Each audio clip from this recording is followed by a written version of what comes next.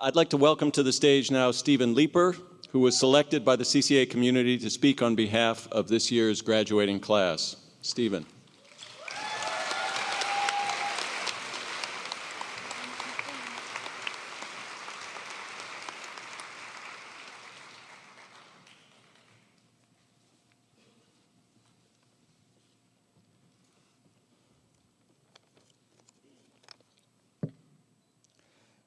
Bismillahirrahmanirrahim. I begin by invoking the name of the Creator who gave me life, for I was without life, and He gave me life, and everything that I do is in service to Him, including my art practice. Today, we celebrate more than walking across the stage for the degree we worked so hard to earn. Today, we celebrate the people that helped us to get here, our families and ancestors who have sacrificed to see us succeed, not just in grad school, but throughout our lives. Our classmates whose grace and humor helped us to get through those long nights and early mornings, perfecting our craft. Our professors that in those moments of frustration and uncertainty with the direction of our work reminded us to take the long view, to embrace uncertainty as a necessary part of art making.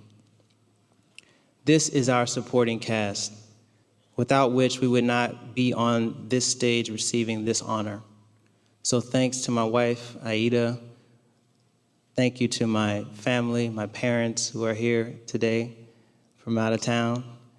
Thanks to my grandparents, my aunts and uncles, friends and colleagues, graduates. Let us thank all the people that helped us to get here today.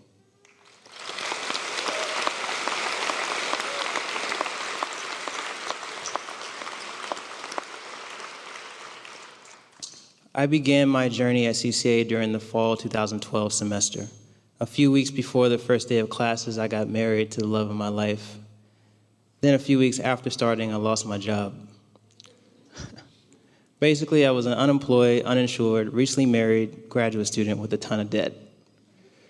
Without a steady income, we struggled to pay the rent, much less pay for the books and materials for class. I took a one-year leave of absence from CCA to start a new career as a school teacher to support my family. It was one of the hardest decisions of my life.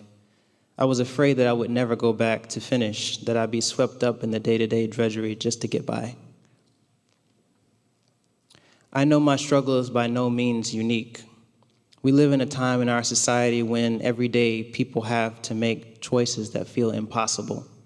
Finding work to support oneself is arduous, and the cost of living is so high that sometimes even if we find work, it's not enough. Some of you, my fellow graduates, and even some of our family members have had to persevere through some of these same challenges. While each of us has taken our individual paths to get here today, here we are, standing together, having triumphed over many obstacles, and through it all, we learn how to hope and to smile and to laugh in the midst of adversity. Now, while we should congratulate each other and ourselves, we shouldn't be self-congratulatory. Why? Because our art is ultimately not just about us.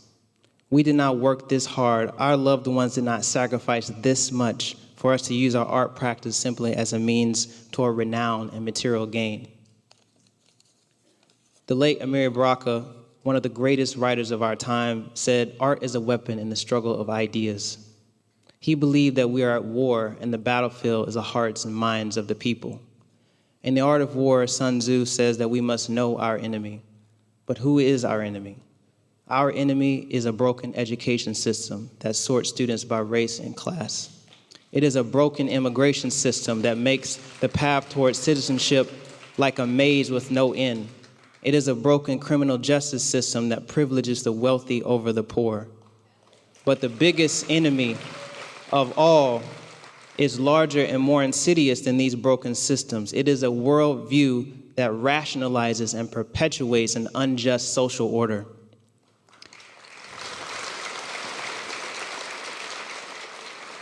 How can we be part of the solution? Make art that matters. Use your art, the most potent weapon you have, to aid in the destruction of an unjust social order and the creation of something new. That is what Amir Baraka and many other great artists believe is the purpose of the artist in society. Use your ability to create something beautiful in order to move, inspire, and provoke revolutionary thinking. But let us not forget about ourselves, fellow graduates. The other part of Sun Tzu's maxim is to know yourself. We must use our art practice to explore who we are and change the way that we think. In other words, before we can impact the attitudes and beliefs of others, we must use our art as a means of personal transformation. Now come, fellow graduates, let us stand on the front lines of the heart of a nation, wielding our pens, paintbrushes, chisels, and cameras, and fight to make a difference in this world. Thank you.